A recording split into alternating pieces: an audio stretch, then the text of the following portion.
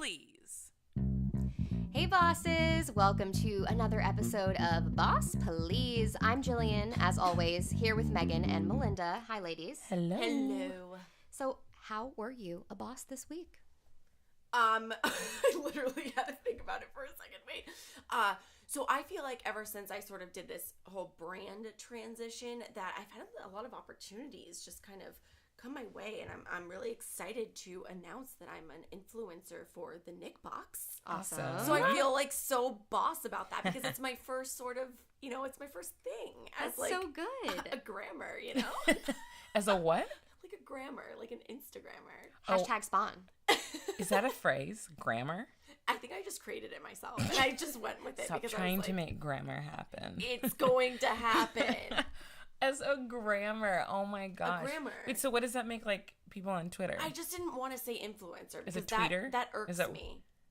Yeah, like But you are. You have influence. That's why you're an but influencer. I'd rather be a grammar. I don't tweet. Okay, listeners, grammar I don't influencer. You have twiddle. to let us know what you think. Let us know. So you don't twiddle? Is that weird? Is that what you said? Yeah, like I was trying to think of a fun word for tweet. But it's tweet. Like you don't. You don't Twitter. But that was funner. More fun. Oh my god, I cannot. This conversation's going downhill so All right, Malynda, quickly. how are you a boss? I bought a house. Megan's face. Yeah, we Wait. yeah, I know. And Jill's saying yes, like she knew about this. Where was I? I don't know where you were. You Wait, caught you me bought at a time. You bought a house? Yeah, she caught me at a time when I was like involved in it. Wait, so you have a I was like, home? oh, actually, well, You're an adult? I'm an adult, you guys. Yeah, we put an offer on a house. They accepted it, and Girl, where are you gonna? I think by the time this episode airs, we'll have Are you in moved the valley into. still? Yeah, we're in between Van Nuys and Sherman Oaks. This little area called Valley Glen. Do you have a yard?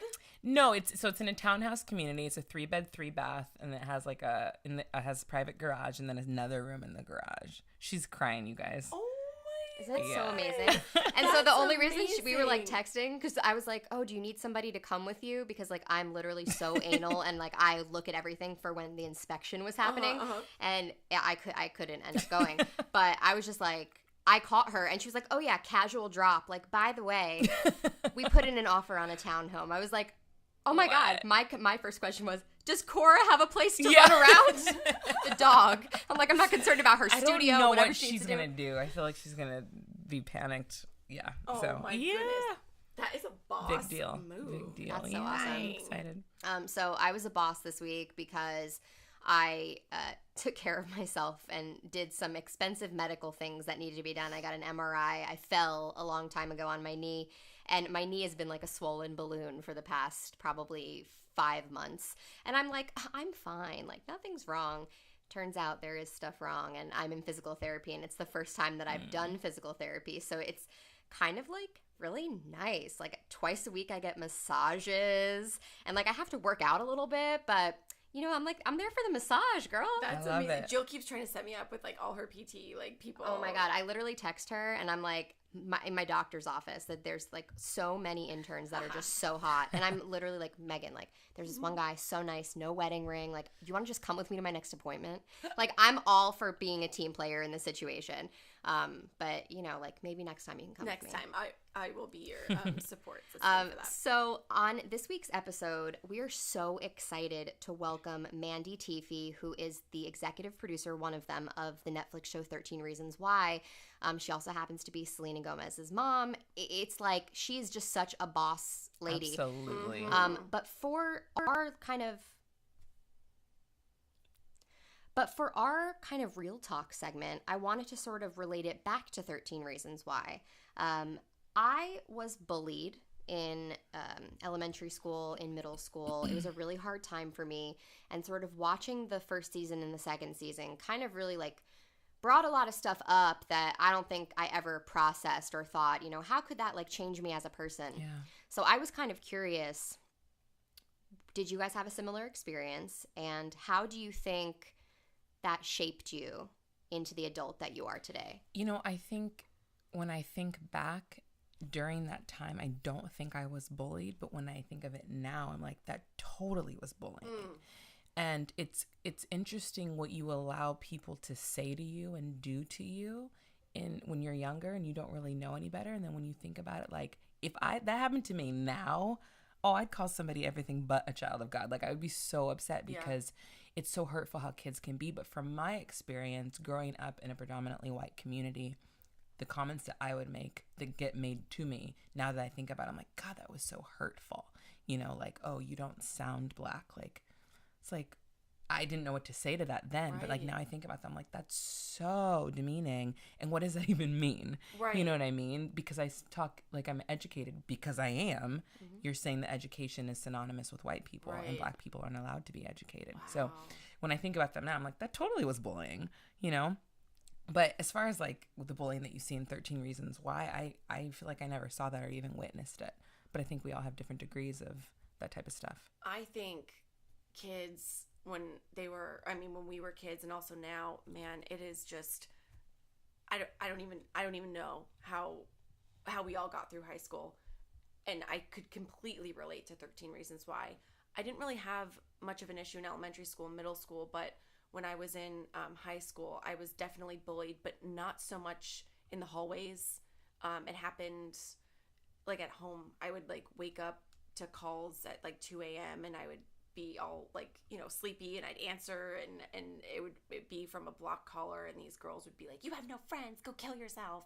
Oh my God. Yeah, that happened a couple times, and I just remember crying, and bless my parents, they saw the struggle I was going through, and I'm not gonna lie, I never would have done it, but the thought of suicide crossed my mind because sometimes you feel so down, you think, what would this world be like without me if I didn't exist, because I'm not receiving love. And it's really hard. So, you know, I think 13 Reasons shows us that we're not alone. And it is very hard to watch, but it's reality. Yeah, it's interesting. I always tell people this particular story, but the first curse word that I learned was the word bitch. And I was in 5th grade, and I had the lead in the 6th grade musical, and one of the girls was like, you're a bitch. And I had to go to my music teacher and say, Mr. Reeby, what does bitch mean?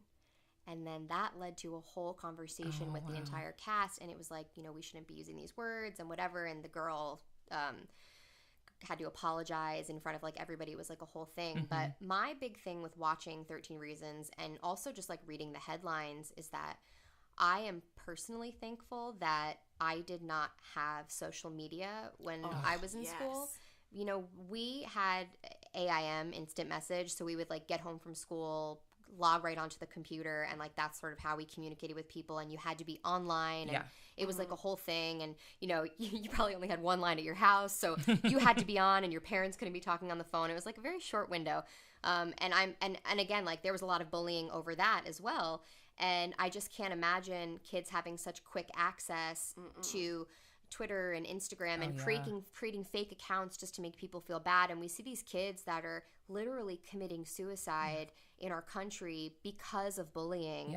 And the things that the schools are now having to educate the kids on, like we just don't, we never went through that. So our children will go through that. I can't, it terrifies me. But even like with social media now, kids bully adults. They bully celebrities. It's just insane what social media has allowed them to do. Another go around of bullying on Twitter because of something that happened 4 years ago. It was something I didn't even say, but you were involved in, quote unquote. A co-host said something, and I didn't stick up for who she said that something about, and I have been bullied for 4 years on Twitter, and it's so dumb. I'm like, these kids are making me feel horrible. I'm a 30-year-old grown woman, and I feel terrible.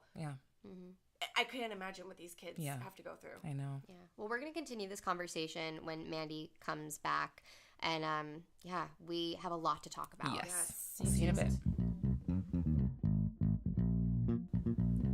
Welcome back. So we are so excited to have Mandy Teefey here today. She is an executive producer and CEO of Kick to the Curb Productions, which produces meaningful content that addresses larger issues in today's society.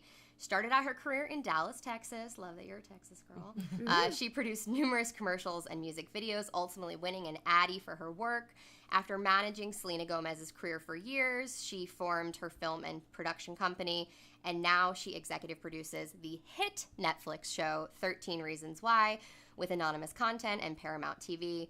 And you have several projects in the pipeline. I can't wait to talk about that. And we are thrilled to have you here today. So welcome. Well, thank you. Of course. Thank you for having So I me. want to go back to the beginning, and I obviously want to know more about you. You had your first daughter when you were 16, and you had mentioned in past interviews that you sort of felt judged. How was it to raise a child so young, and how did you handle that judgment? Because you're such like a strong woman today.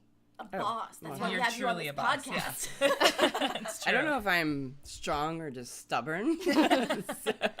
Both are great. But Yes. no, I honestly felt more judged after I got out of my community, because where I grew up, that wasn't abnormal to have a child at a young age. I think there was about 41 girls who had kids. Some had more. Wow. So, and then whenever you go out of it and you're in your 20s, people are like, wait, you have a kid? And even to this day, they're like, wait, you had so it was a little bit later on that I felt that they kind of put a stigma on it more than, oh, you did a great job kind of thing. But I do get that as well. So it's not all dim and, like just the end of the world kind of judgment. But I'm curious career-wise, because we've never had a teen mom on our episode before.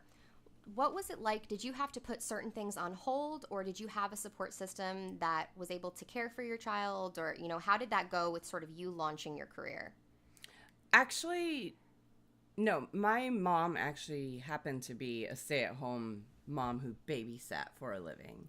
So I had that support in the sense of I knew where my child was and she was with my mom. But I, when I was, to this day, I don't know how I did it because I feel so old now. So I'm like, there's no way I could have accomplished that. But I went to college, and it was a conservatory, but I did have to give up a little bit of different things. I had a scholarship at a major university that required me not to work. So I couldn't do that position because I had to work at the same time. But I would get up at 6 a.m, get myself ready for school, get Selena ready for school. Then I would take her to school. I would go to school and I would go to work, and then I would come home and I would have to do her homework and then do my homework and go to sleep and do it again. So you're not used to busy schedules. That is amazing. Yeah, Wow. and so right out of high school, it was, I just wanted, I kind of feel like she saved me in an odd way. And it's like, I'm not trying to encourage, because what happened with us is an anomaly. Like, it's like everybody says,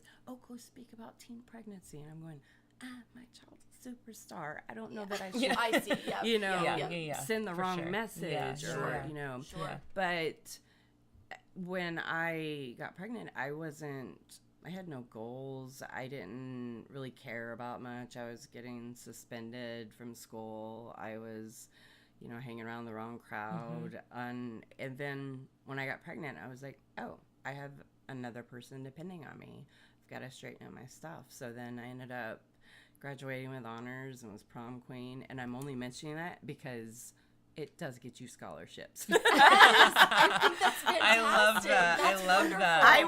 I was like so embarrassed that I'm not that person. I was so embarrassed that I didn't leave the table when they announced my name. I was sitting there going, no. And all my friends were laughing at me. I go, I am not going up there. You guys voted to make this happen to me.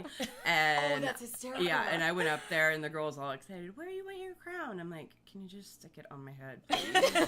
I am so embarrassed right now. Oh, no. But yeah. That's a wonderful story. That is a great story. So, but then later on, it was like, oh yeah, I got that, and it got me a lot of scholarships. That's and I'm amazing. like, hey, I love that. That's awesome. That's a great story. So let's talk a little bit about 13 Reasons Why. I know we all just finished season 2. Oh my goodness. So good. And at the end of the last episode, one of the characters did kind of come forward that they were pregnant. So do you think you're gonna, if there's a season 3, do you think you'd have a say in how that storyline continues, since you've had that experience before? Well, how we actually work, because we were so blessed to find Brian Yorkie, the creator. Yeah. Because if you did your research, then you know He's that a it took showrunner, 10 yeah. years. Yeah, Oh, I yeah, literally yeah. have Yeah. Brian's Yeah, name. Like, all yeah. right, Yeah. here we go. Yeah, and so we went through tons of writers, Yeah. and this one agent handed me his script because of Next to Normal from Broadway, and I was just like, okay, and he already knew the book, and so he just got it, and then what we basically do is he goes in the room with the writers and they kind of come up with ideas, and then they bring it to us, and then we do navigate like personal experiences or what we've researched, because we all do tons of research, and so that's when we'll talk about it, but I don't try to navigate my story into what Annie's her real name. I have so apologize when I say their real names. Yeah. Well, because some of the first season it got really complicated, because there's a Brandon on the show and then there's a Brandon in real life. Oh yeah, And so I basically just learned all their real names, and so sometimes I'm kind of like, what character are they doing? I just call him like that's Miles, and that is character. And so Annie Winter's character, I'm not. I think it's just going to go how you see the storyline and if it makes sense telling the story. Yeah, totally. As opposed to, I can say, this is what I went through, use what you want, and then they go to the room and do it, Yeah. So. Like her character was so impactful, I think, for so many people, because, I don't know, as like a young person, like you really don't see that side of things, or it's never been examined on a show where you have somebody whose partner is a rapist, and then you have to deal with sort of people talking, and then your perception of them, and then you second guessing every move that he makes. So I thought that was like such an interesting way to end it in that sense, because then you have to wonder, did he rape her, or did something else happen? Was it something where she was like, it's okay that we don't have a condom? So like I'm amped. Like, I hope that there's a season 3, because there's so much to uncover. I need to know about that. Well, Jill came across an interesting theory this morning about how it's possible, like a fan theory, that maybe Hannah was pregnant when she died. Oh. So, there's all these fan theories. Yeah. So, I mean, do you have like an opinion on that fan theory? Or, that's something that never even crossed my mind. Have you heard that theory before? No, there's so many theories. There's so many theories. But you know what? That's the beauty of the show, because we want people talking. So whether they're fictionalizing their theories or kind of coming up with it, they're still talking about the issues. Exactly. So that's why the thriller element in the show was so important. Right. Because you need to loop in an audience that probably wouldn't typically loop into something, and because you brought up the pregnancy, I watched other shows that have been on the air, and there was one particular show I was watching, and this girl actually goes to the abortion clinic, gets an abortion, and then goes to high school, and they all cheer, and then and I'm going, okay, I'm like against. I'm not against your decision in doing it, but that sends one message. Whereas I feel like our goal was to send the complexity of real life, right? And like it isn't as easy as she was like, oh darn, should I? Yeah, okay, yay. And I'm going, it's not that simple. Kind of the straight message of that's your only option. So we tried to expand more. Which I think that's why the show is so successful. Definitely. Yeah. Because you touch on things that way. Yeah. In the first season, obviously, Hannah's suicide, the scene was so emotional, and it sparked so much conversation, obviously. And there was a lot of feedback, too, about maybe glamorizing suicide. But now in the second season, there's a PSA before every single episode, and there you can go to the website and get information. Why was it so important to do that this time around? Well, what happened was we researched I want to. I'm trying to get the number right, but I think it's close to 27. The writers' assistants put together a whole Dropbox of suicides in films and television in the past. And what we were trying to analyze is how to not make that moment a cinematic moment and make it artful or make it gratuitous or something like that. So it's like, how can we combat that? And, you know, this is one of my favorite movies, Dead Poets Society. And like, I love it, but his suicide was almost like an honor. You know, he folded the thing, went in, That's you so don't true. see it, but it came off like an honor. And whether that was their goal or not, I don't think it is. Nobody's goal is to honor or glorify a suicide. But when you're caught up in something and you're trying to make it either cinematically beautiful or you're trying to send a message, it's so hard. And we feel that nobody thought we really did the work. And so what we did with season 2 is we stayed to facing the social issues and didn't pull back. But at the same time, we're like, this is, our goal was to get you to reach out, because I know we would get, you know, research that, like in, I think it was Brazil, the suicide hotlines went up 100%. Wow. And people were looking at that as a bad thing. I go, no, that's a good I go, thing, that's a yeah. good thing. It is a good thing. And I go, and kids were actually, you know, fighting the schools with the letters being sent home, and they were wearing shirts like, be better, you know, we have to be better together. And it was really interesting. And I did this, I was on this carpet, and I can't find the clip because it was really, I was tired. I was in Hills, and I was over about hearing how, you know, that, you know, the show's being pulled and blah, and it wasn't. It was never being pulled. And so I was walking. I wasn't even going to stop at it because I was kind of tired. And there was some organization that was rallying Netflix to take the show down. And so I leaned over, and my publicist at the time grabbed my arm, like, because he knows I was about to say something. And I just leaned in and I said, you know what? I'm not going to apologize for forcing parents to be aware of what their kids are watching, because they should go on YouTube, because there's worse. And I just walked off. Good Good for you. So, Good for you. you know, they would never sent that letter home. Parents wouldn't even know this show existed. Yeah. You know? No, it's amazing. This new season comes at a really critical time in our existence. You know, Yeah. we have the Time's Up movement, we have the March for Our Lives, we have Me Too. You had talked about the Dropbox, you know, that you guys had talked about, you know, suicide and everything. And it sort of like, this specifically got me thinking, because there are other TV shows that have been pulled recently because they dealt with gun violence. The Heathers was pulled. It's not going to air on the Paramount Network anymore. And I'm just curious, you know, did you guys really dig into this deep, and was it a hard decision to make that you went ahead with sort of that Tyler storyline with the guns? Because when I watched the first season, my heart just like sank when you see the box full of guns, because you never want to see that. Yeah. So what sort of conversations did you guys have with moving forward with that? Like, why was it important?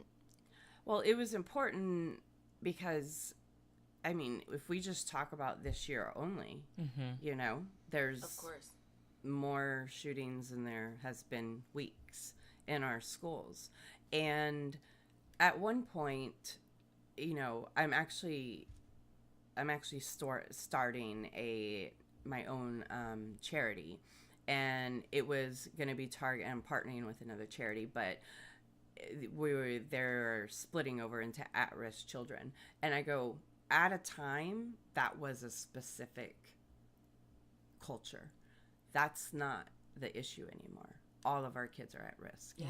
And I just got chills. I know, I did too, and so yeah. it's like, so do we say at-risk children anymore? Because they all are. Yeah. You know, we're all susceptible to something right now. Yeah. Sorry, I just hit my. Oh, no, you're fine, yeah. I'm a huge hand talker. You're passionate. It's Yeah, good. it's like I get like really I always hit my mics too, so that's why I'm that far away. Don't worry, I'm the queen of laughing. Yeah, she is. So, it actually, we got that script a week before Vegas. Oh, and then we were kind of going, okay, how do we address an issue that needs to be addressed? Yeah. And it's out there. We're not really showing anything that's not happening. I feel like with Tyler, the bigger storyline is the Mel sodomy. With Monty. Yeah. And that's like 6 out of 1 men have been raped. I know. So I had seen an old interview that you had done, or recent, where you had talked about how there's like this stuff is like happening. I was unaware. Mm-hmm. Like we sort of like keep ourselves in a bubble, and it's sure. like you don't think of things if they don't affect you. Yeah. And I think we all sort of texted each other in that moment. in I shock, watched it first, and I was like, in the finale, She like, warned me. you need to just like be ready for this because they don't shy away from it.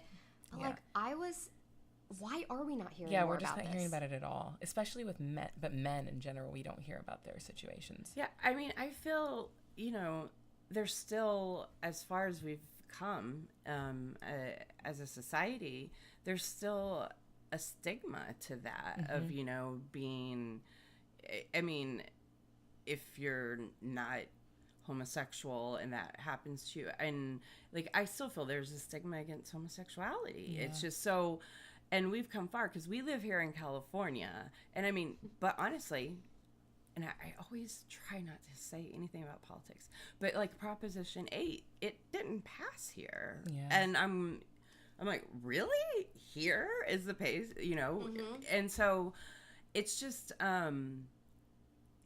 people aren't aware, and then they don't want to see, I pegged it on, when I got the book, that adults were going to have a harder time with the show than the kids.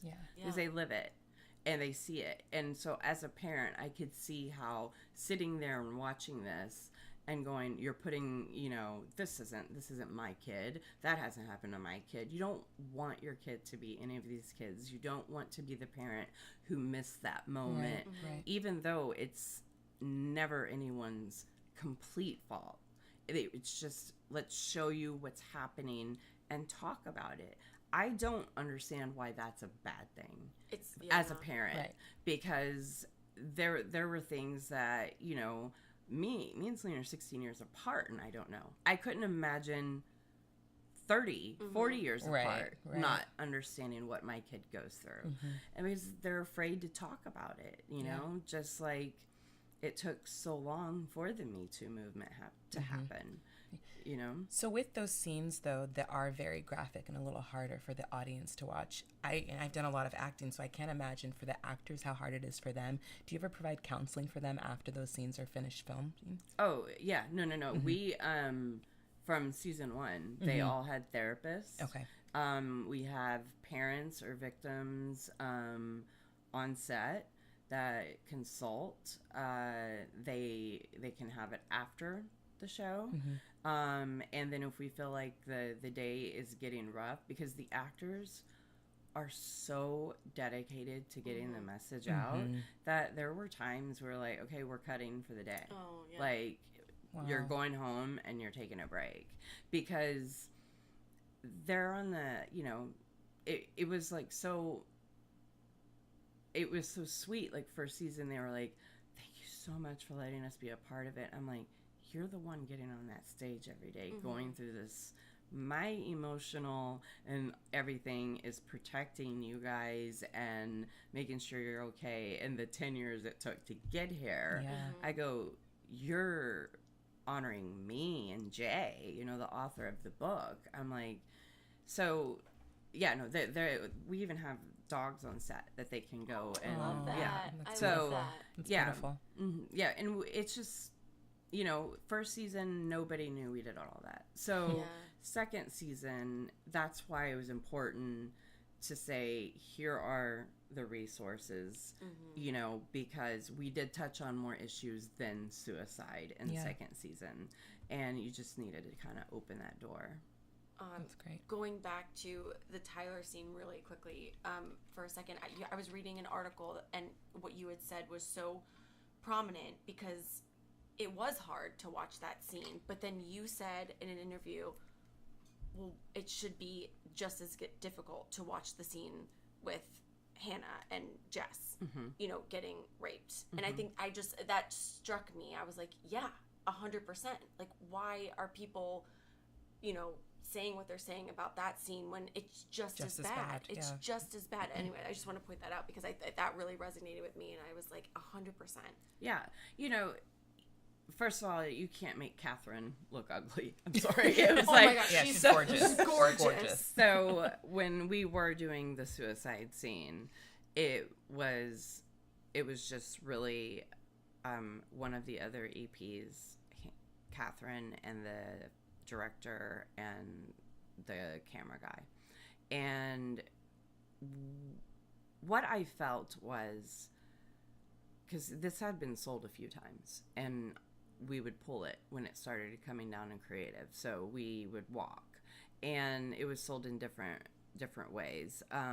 But it was very important for me for the suicide to be something people don't want to see, so they know that it's not a pretty thing and it's not an option, and you're not going. And then the aftermath, I mean, my gosh, when Kate Walsh walks in, it's like you're done. Yeah. If you're not affected by the suicide scene, it. you're over when the parents find her. And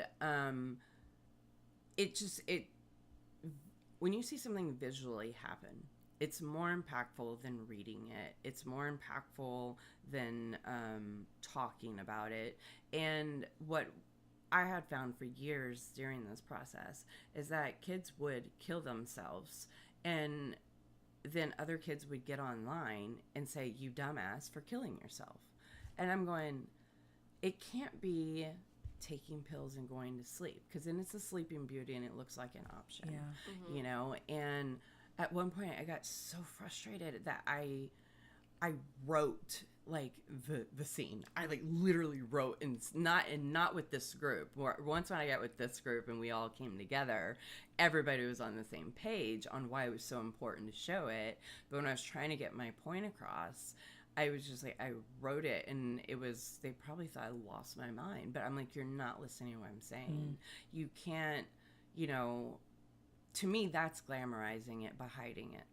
Yeah. And it's also, oh, she was in pain, because, they're always like, oh, well, you didn't touch on mental illness enough. You didn't do that. You don't have to be mentally ill to kill yourself. Yeah.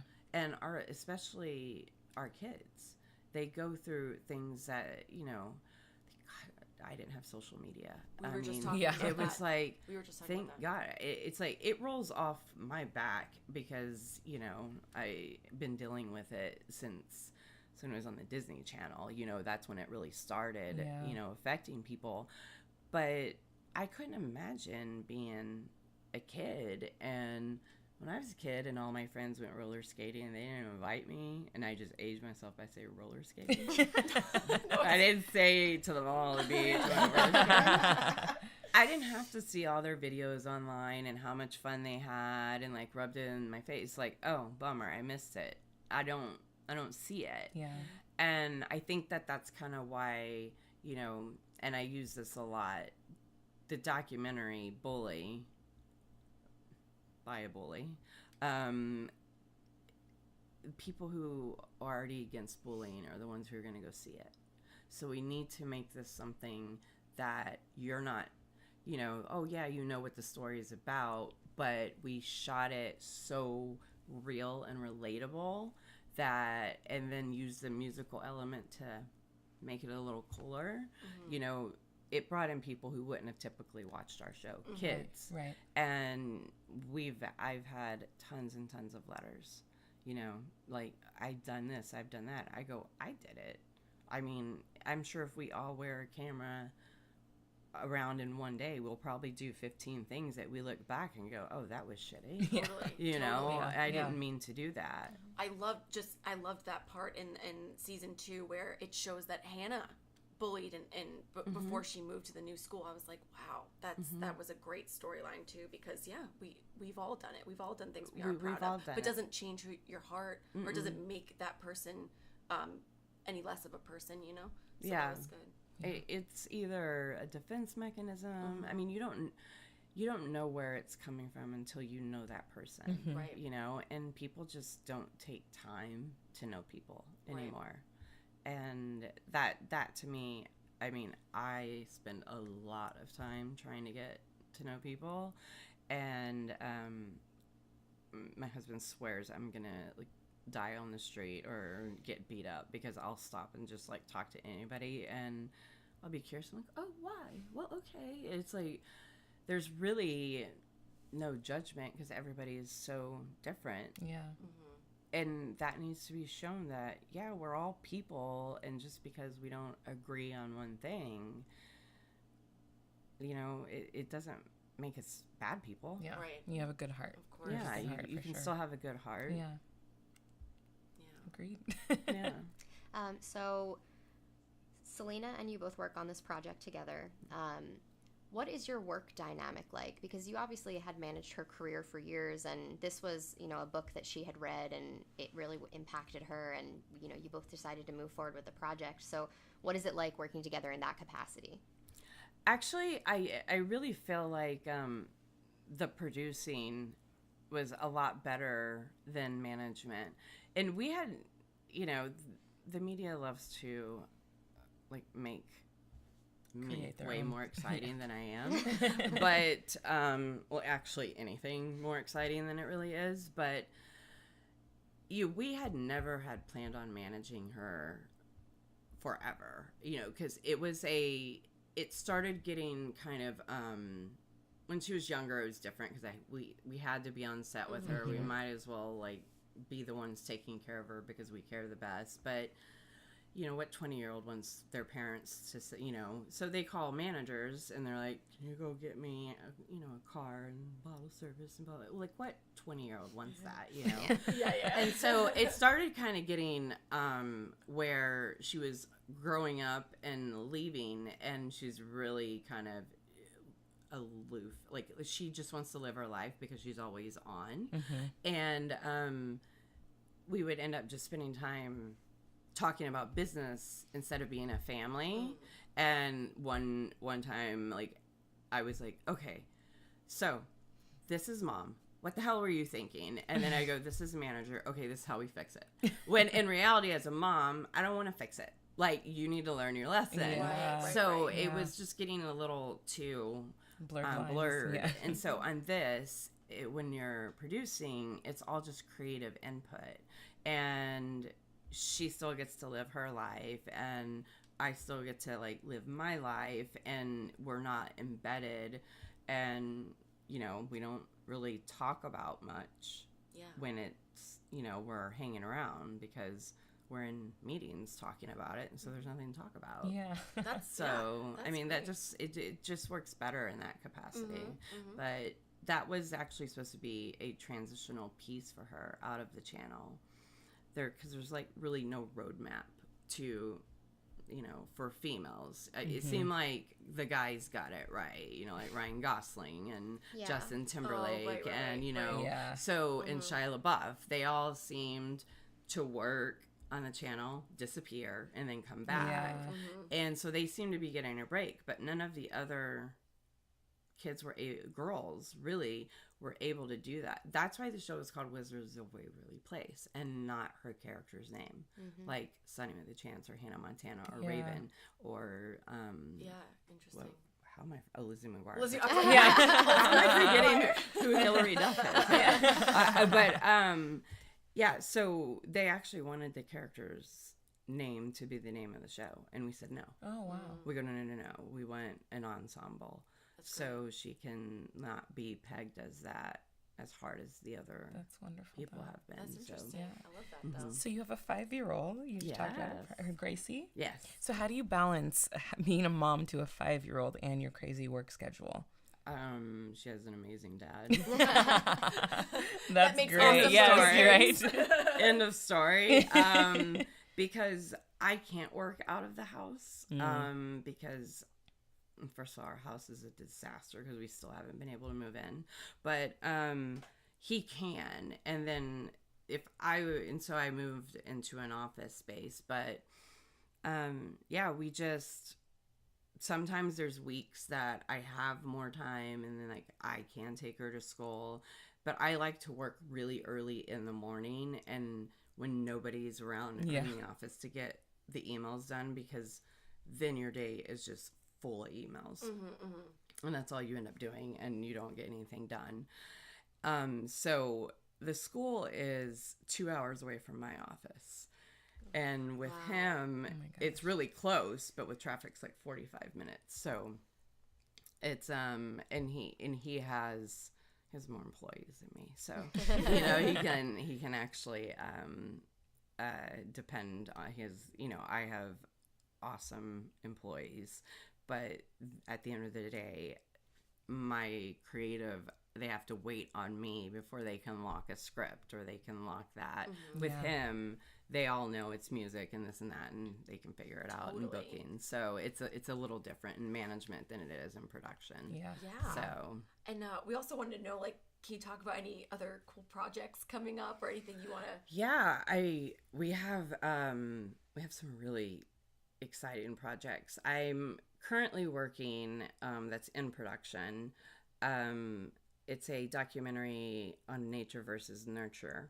And I was adopted, and this is how this came to fruition.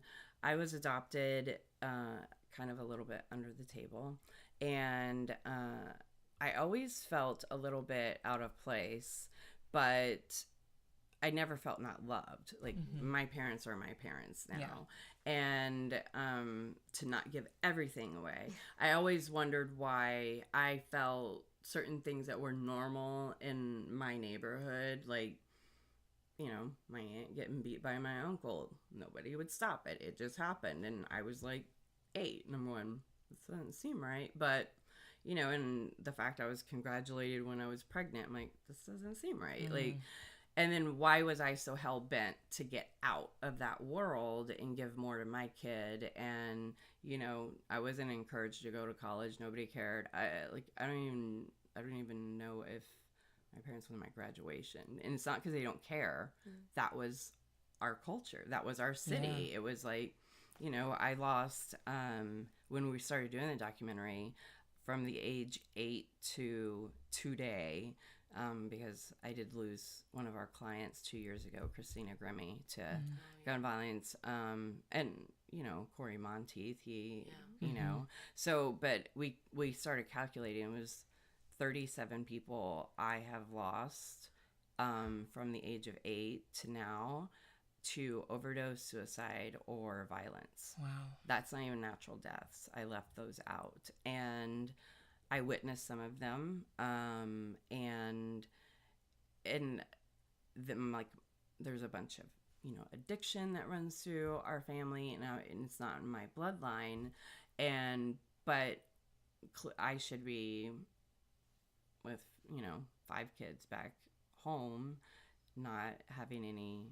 and it's not like everybody that came from where I didn't. There's a lot of people who accomplished stuff, but the interesting thing is the people who are helping me film this, one of them is actually a friend from high school, and I pulled him on set one day. Film actually got us out of the gang violence and out of the streets, so everybody filming this was all saved from. Oh, that's amazing. Yeah, and they're all my friends. And like one of them works for Marvel now. And so we're filming that because I wanted to I have 4 sisters somewhere. And I've never met them. I don't know who they are. And that's how it started. And when I started looking for it, because my friend Lori, she was, you got to do something for yourself. And I was like, you know what? I think I might try to find my sisters. And then I called her like 3 hours ago. We could help a lot of people. And she's, oh my gosh, like, can you just like go find your sisters? And she's in the documentary with me. That's amazing. And like helping me like investigate and like find all of it. So we're filming that. And then we have specialists that's going to come in at the end and talk about my birth, like my bloodline, and we're going to build that family tree. Then we're going to build my nurture, and then we're going to see. Oh, wow, that's Wow, beautiful. yeah, That's really, beautiful. yeah. But I did take that. Have you guys heard of the Myers-Briggs test? Yeah. Yes. Yeah. Okay, so I'm an INFJ, Okay. and I'm like, oh, that just debunks my whole documentary. So I'm like, I read it, and I'm like, there's all the reasons why right there. So I go, wasted a lot of money. Oh my gosh. You Could've know, just taken now the it's just test, curious. yeah. I was like, the test tells me why I do everything. Oh my gosh. That's amazing. Well, one final thing to sort of tie everything together and wrap it all up. Your young daughter, this is a crazy freaking world that we're living in.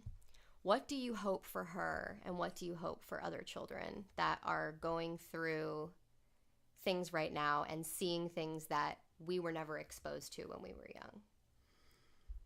young?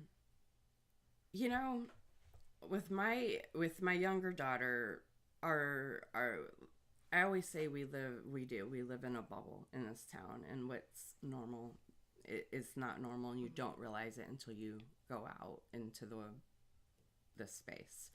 And so I'm just hoping that adults can really realize. I'm trying to explain this because my charity is going to be where I want to do a more of a town hall meeting instead of giving a speech at schools. So we talk to the kids and hear their stories and communicate with them and create, stuff to leave behind for them. But they are our future, and I feel like the adults and I like almost people they don't want to deal with it. We don't have the time to deal with it. That you need to pay attention to what they are, because a lot of parents are working, so the littler kids are being raised by their teenage brothers and sisters. Yeah. So they're already acting like teenagers. My kid acts like a teenager, and she's not around any. She's terrifying the hell out of me right now.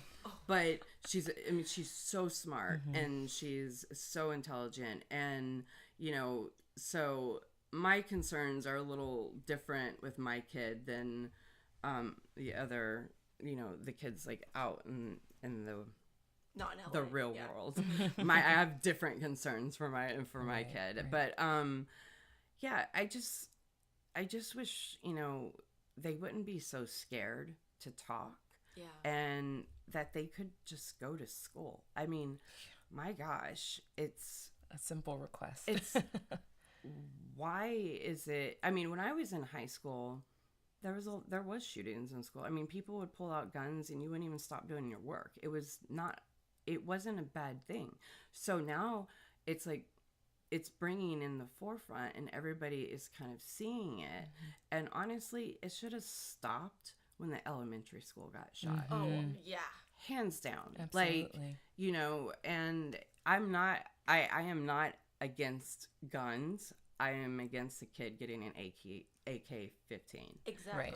That's not a hunting gun. That's not, like, I'm not trying to say you can't protect your family or anything, but I know how accessible things are for these kids. I've gone to gun shows, and when I was like 16 and people were buying sawed-off shotguns, I've only shot a gun once, but and it was because we were forced to as a trial thing. Yeah. But I just knew too many people who died from them, and so it's I just want them to feel safe. It's I watched that show The Goldbergs, and that was when I grew up, and I'm just like, gosh, remember when your mom could say, "Oh, be back by dark," and it was okay. Yeah. And I lived in a bad neighborhood. There was like drug dealers. Or don't come home until 5. Yeah, Right. yeah. And I feel, and this might come off a little wrong, but it is how I really feel. The sensitivity level of things that happen to kids, I almost feel like it's getting so like intense over the protection.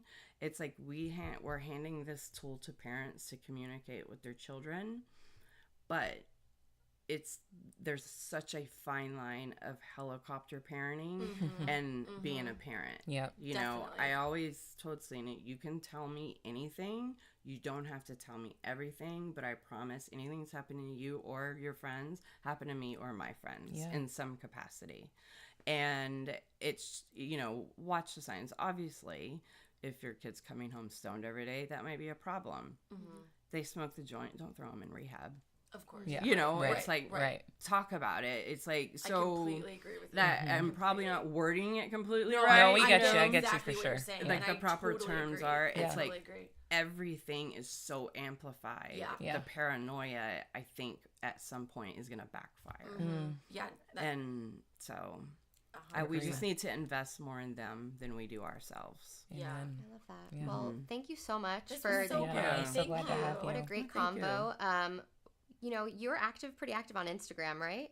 Yeah. So where can the fans find They you find there? you, yeah. Okay.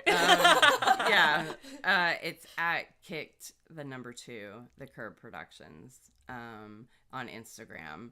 And I don't really have any other social media. No, it's Instagram's enough. No, during the election, I had Oh. Facebook, and it was the first time I was ever on social media. Oh, no. And like I said, I'm too curious about other people's thoughts. I wasn't rampaging, but I'm like, I would correct people's. You see people's yeah, true colors. and I'm yeah. like, and I'm going, I'm sitting here like fighting, and I'm going, okay, I gotta, That's me. Right, her right yeah, here. It's her. This is Driving in the car with her, and she's like, hold on, we're at a red light. Instagram. I need to just get this. I need to tell this person what's up. I need to do this. And I'm like, oh, okay, girl. Whatever you need to do. Yeah, no, I'm a little bit of an oversharer. That's why when you said it, my Instagram, I was like, yeah, that's me following the skates or saying something really, Well, really inappropriate. But Oh my gosh. Well, thank you so much for coming. And we're so excited for this documentary to come out and all the projects that you have on the table. Congratulations. Thank you. And we will see everybody next week. Okay, Bye. bye. Follow us on Twitter, Instagram, and Facebook at Boss Please Pod. And don't forget to rate, comment, and subscribe on iTunes. Navigate the path to your best self with us, because bossing together is always better.